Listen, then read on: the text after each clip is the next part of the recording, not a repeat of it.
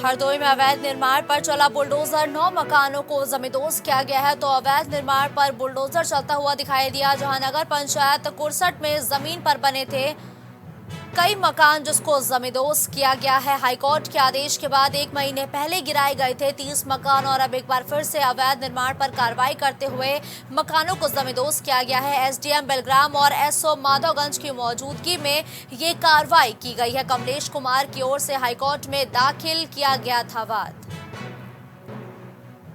उच्च न्यायालय ने अतिक्रमण को हटाए जाने के निर्देश भी दिए थे, जिसके बाद अब कार्रवाई करते हुए मकानों को जमींदोज किया गया है। तो 9 मकानों पर बुलडोजर चला है। अवैध निर्माण पर बुलडोजर चलने की खबर यह हरदोई से है, जहां 9 मकानों को जमींदोज कर दिया गया है।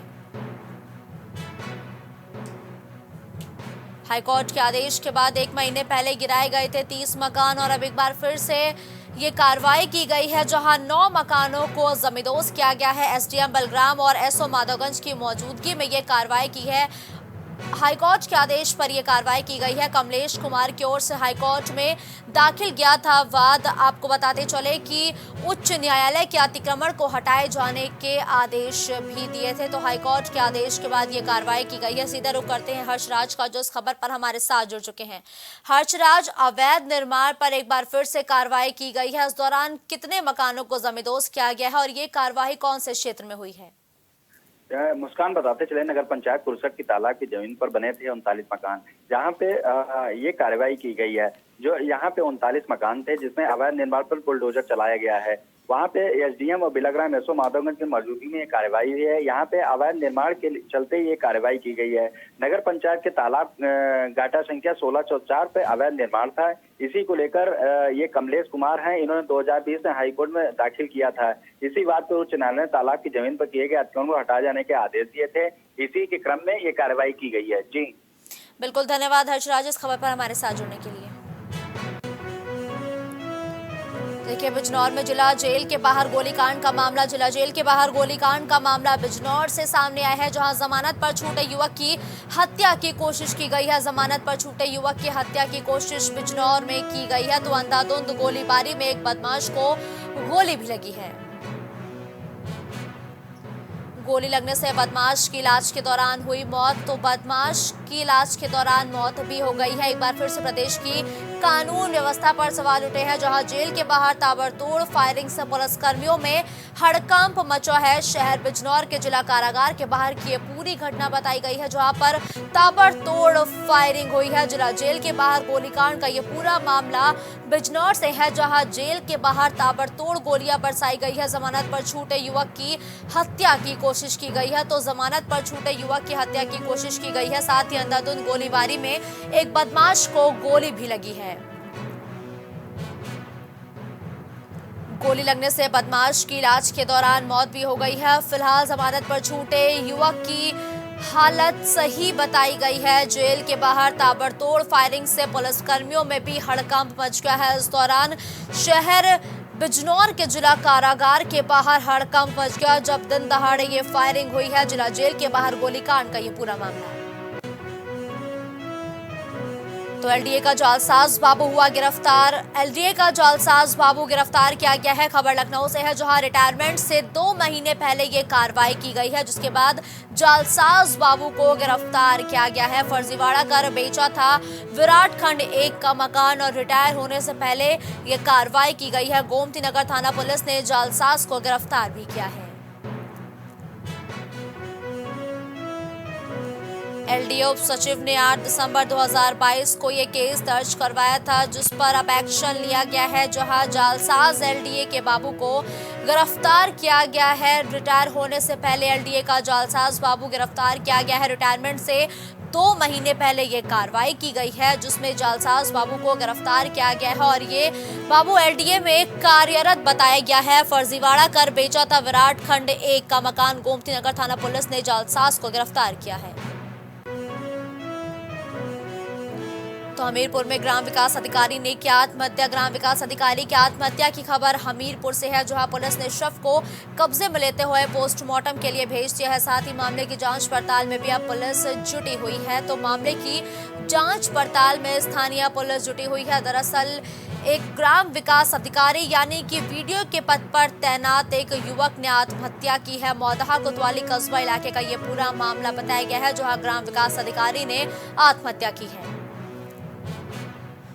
सीधा रुख करते हैं ब्रिजेश का, जो इस खबर पर हमारे साथ जुड़ चुके हैं। ब्रिजेश, देखिए, एक वीडियो ने आत्महत्या की है, क्या कुछ कारण बताए जा रहे हैं? देखिए मुस्कान, मैं आपको बता दूं कि ये पूरा मामला मौदहा कोतवाली कस्बे इलाके का बताया जा रहा है। यहाँ एक बंद कमरे में एक वीडियो का शव आज पुलिस ने बरामद किया है। हालांकि इस पूरे मामले में परिजनों की तरफ से अभी तक जानकारी ये दी गई है कि वीडियो अपने तबादले को लेकर के प्रशासनिक अधिकारियों से काफी ज्यादा परेशान था और तबादले को लेकर के ही उसने शायद ये कदम उठाया है। हालांकि पुलिस ने अभी इस बारे में अभी तक कुछ साफ तौर से कहने में इनकार किया है। पुलिस का कहना है कि पूरे मामले की जांच पड़ताल की जा रही है और जांच पड़ताल बाद जो भी सच सामने आएंगे उन पर कार्रवाई की जाएगी और जानकारी साझा करी जाएगी। ठीक है, धन्यवाद ब्रिजेश इस खबर पर हमारे साथ जुड़ने के लिए। लखनऊ में चौराहों पर खड़े होने पर टैक्सी ऑटो पर अब कार्रवाई की जाएगी। तो चौराहों पर खड़े होने वाले ऑटो टैक्सी पर कार्रवाई की जाएगी। जाम से मुक्ति के लिए परमिट कैंसिल किया जाएगा। मंडलायुक्त डॉक्टर रोशन जैकब ने अफसरों को ये निर्देश दिए हैं कि अगर कोई भी चौक चौराहों पर ऑटो या टैक्सी खड़ी करती दिखाई देगी तो उस पर कार्रवाई की जाएगी। चौराहों पर खड़े होने वाले टैक्सी और ऑटो पर अब कार्रवाई की जाएगी। मंडलायुक्त रोशन जैकब ने ये निर्देश दिए हैं। जाम से मुक्ति के लिए परमिट भी कैंसिल किया जाएगा। मंडलायुक्त डॉक्टर रोशन जैकब ने ये निर्देश दिए हैं।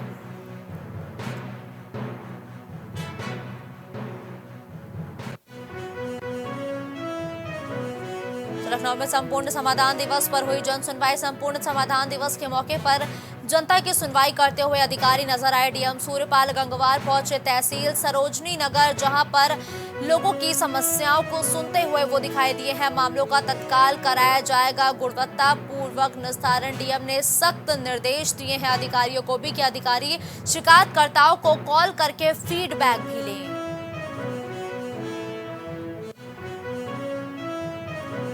तो अब चीनी कंपनी इको ग्रीन की होगी छुट्टी। अब चीनी कंपनी इको ग्रीन की छुट्टी होगी। जी हां, नगर निगम कार्यकारिणी की बैठक के बाद ये फैसला लिया गया है, जहां चीनी कंपनी की अब छुट्टी होती हुई दिखाई देगी। कचरा प्रबंधन योजना में पूरी तरह फेल हुई चीनी कंपनी इको ग्रीन, जिसके बाद अब बैठक में ये फैसला लिया गया है। इको ग्रीन को बर्खास्त करने का नोटिस भी जारी किया गया है। तो अब चीनी कंपनी इको ग्रीन की होगी छुट्टी। जी हां, कचरा निस्तारण में फेल हुई इको ग्रीन कंपनी को बर्खास्त करने के निर्देश दिए गए हैं। नगर निगम कार्यकारिणी की बैठक के बाद ये फैसला लिया गया है। कचरा प्रबंधन योजना में पूरी तरह फेल हुई है इको ग्रीन कंपनी, जिसके बाद अब कंपनी को बर्खास्त करने का यह निर्णय लिया गया है। सीधा रुख करते हैं रितेश का, जो इस खबर पर हमारे साथ जुड़ चुके हैं। देखिए रितेश, अब चीनी कंपनी इको ग्रीन को बर्खास्त करने का मामला सामने आया है।